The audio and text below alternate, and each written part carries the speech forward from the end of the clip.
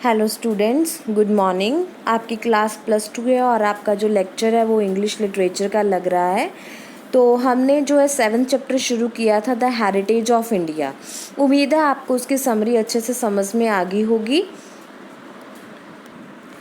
अब हम आगे इसके क्वेश्चंस हैं जो इम्पॉर्टेंट वो करने जा रहे हैं। तो फर्स्ट क्वेश्चन इम्पॉर्टेंट नहीं है, सेकंड क्वेश्चन इम्पॉर्टेंट नहीं है, तो आप ये मत करना। थर्ड क्वेश्चन है, what does the author suggest was Gandhi's great achievement. Gandhi ji के ग्रेट अचीवमेंट के बारे में ऑथर क्या सुजेस्ट करता है। How has that effect the Hindus way of life.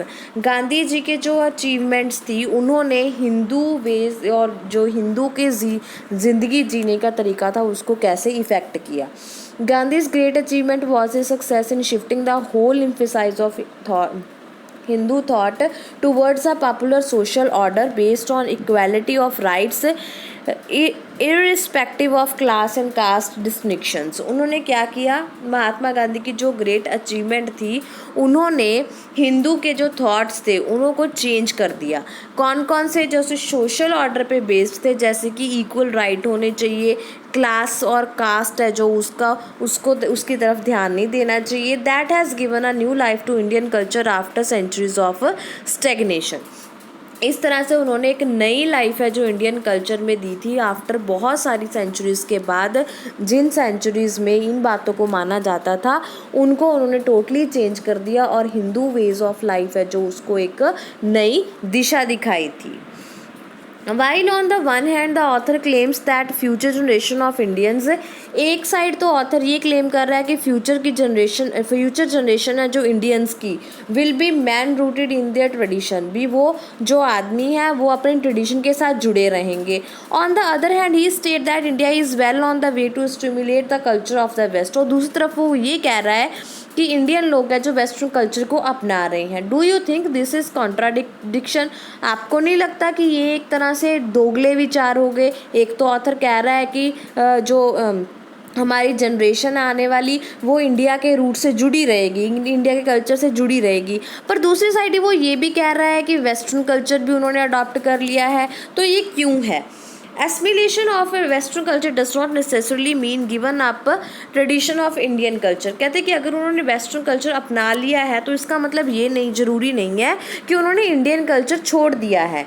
It is an influence that can partly change the Nations way of life without fundamentally altering it's tradition. कहते हैं कि उन्होंने वेस्टर्न कल्चर को अपनाया है पर बिना अपने कल्चर को अल्टरनेट किए हुए, बिना अपने कल्चर को हटाए हुए।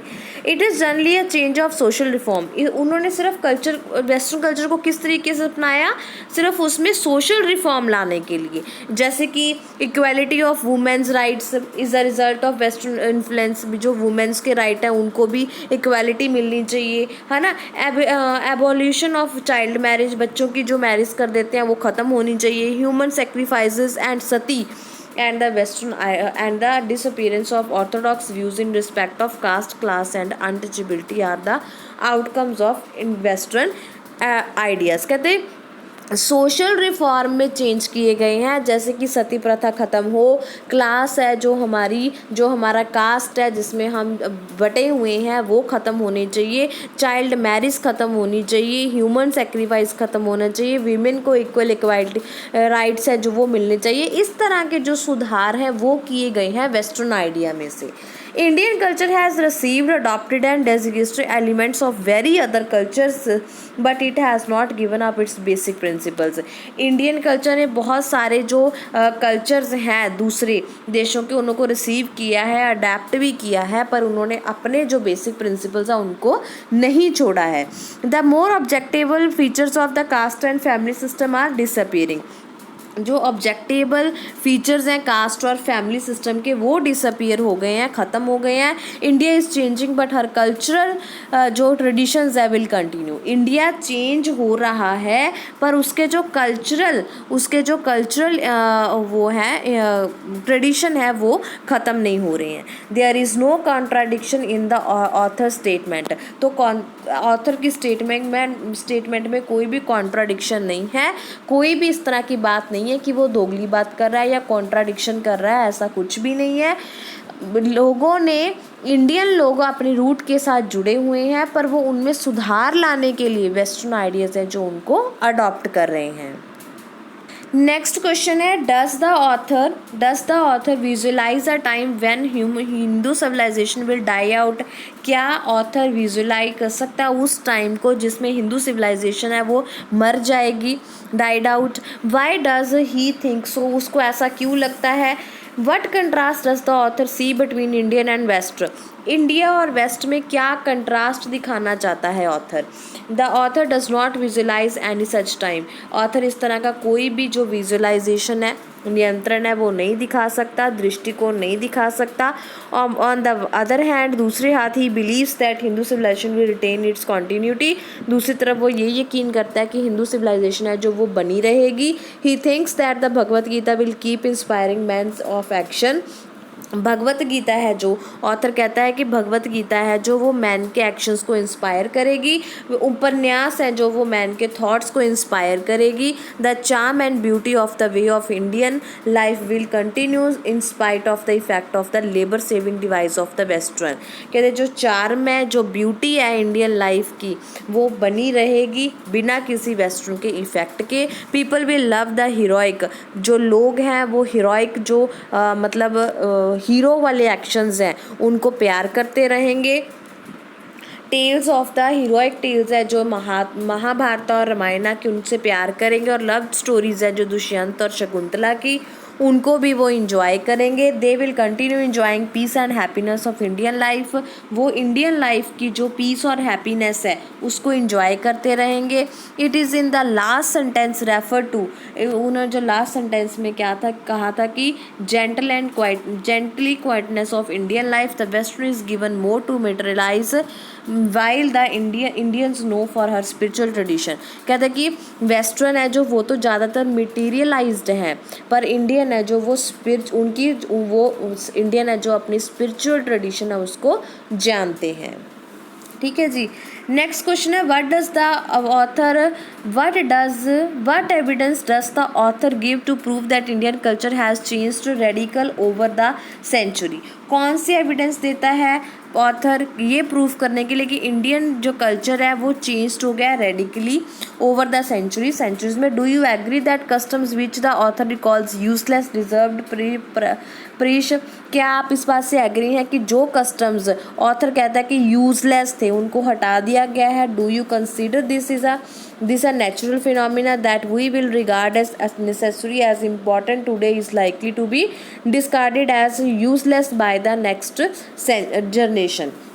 तो to prove that Indian culture has undergone a radical change the author says that, ये प्रूव करना कि इंडियन कल्चर है जो वो एक रेडिकल चेंज, उसमें चेंज आ रहा है। ऑथर कहता है कि जो सेक्रीफाइस है वैदिक एज का हैज़ बीन फॉरगॉटन, उसको भूला दिया गया है।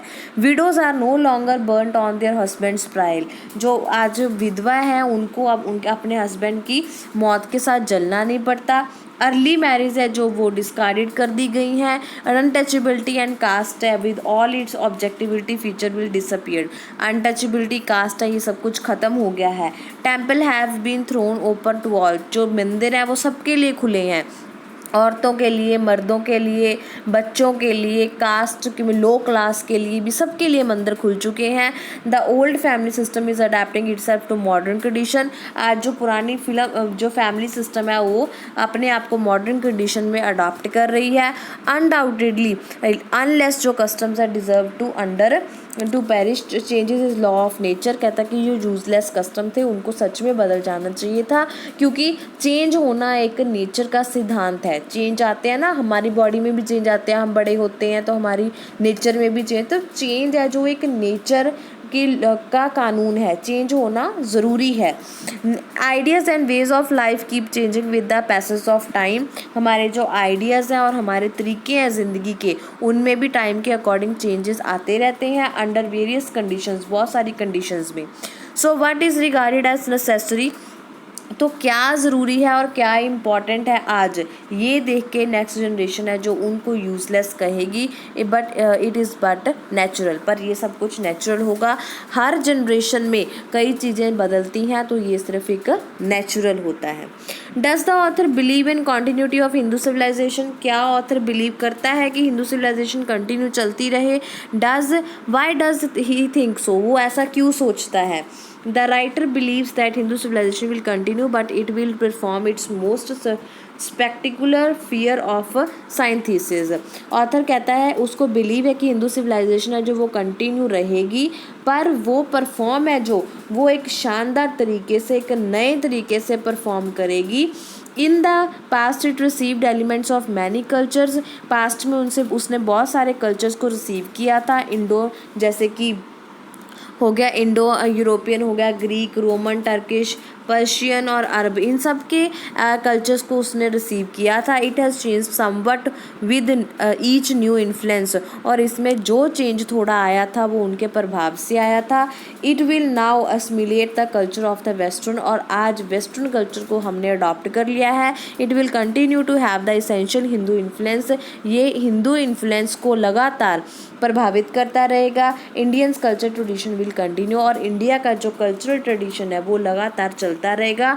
हमने सुधार सिर्फ जो हमारे यूजलेस कस्टम्स थे उनको सुधारने के लिए हमने वेस्टर्न कल्चर को अपनाया है, अदरवाइज हम आज भी हमारे इंडियन कल्चर रूट के साथ ही जुड़े हुए हैं। नेक्स्ट ऑब्जेक्टिव टाइप क्वेश्चन है बेटा, What does Raja Ram Mohan Roy advocate, Raja Ram Mohan Roy क्या थे, एक सोशल रिफॉर्मर थे। What was Gandhi ji pacific based on, Gandhi ji के सिद्धांत किस पे बेस्ड थे। It is based on the sermon on the mount and the Tolstoy. ठीक है, आप बाइबल भी लिख सकते हो, Bible and Tolstoy. Which culture is India on the way to stimulate, कौन सा कल्चर इंडिया ने अडॉप्ट किया है, वेस्टर्न का, वेस्टर्न कल्चर अडॉप्ट किया उन्होंने। When was Gandhi ji able to give a new direction and new life to Hindu culture, कब वो एबल हुए थे कि वो नई डायरेक्शन और नई लाइफ हिंदू कल्चर को दें। He was able to do so after centuries of stagnation, बहुत सारी सेंचुरीज की जो स्ट्रगल के बाद जब हमारा इंडिया जो है आज़ाद हुआ था, उसके बाद वो एबल हुए थे कि हिंदू सिविलाइजेशन को एक नई डायरेक्शन मिल सके।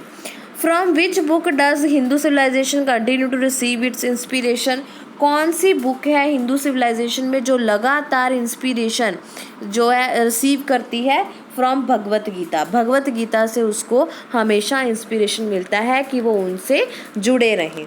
What does 19th century liberalisation favour, 19th century की लिबरलिज्म किस में फेवर करती है, फ्रीडम, प्रोग्रेस एंड लिबर्टी, इन तीन चीज़ों में हमारी जो 19th सेंचुरी की लिबरलिज्म है वो फेवर करती है। ठीक है बेटा, ये हेरिटेज ऑफ इंडिया के इंपॉर्टेंट क्वेश्चंस थे। ठीक है, इनको आप अच्छे से समझ लो, पढ़ लो। अगर कोई बात आपको नहीं समझ में आई, आप कमेंट बॉक्स में कमेंट करके कभी भी पूछ सकते हो। ओके बेटा, ओके, बाय बाय।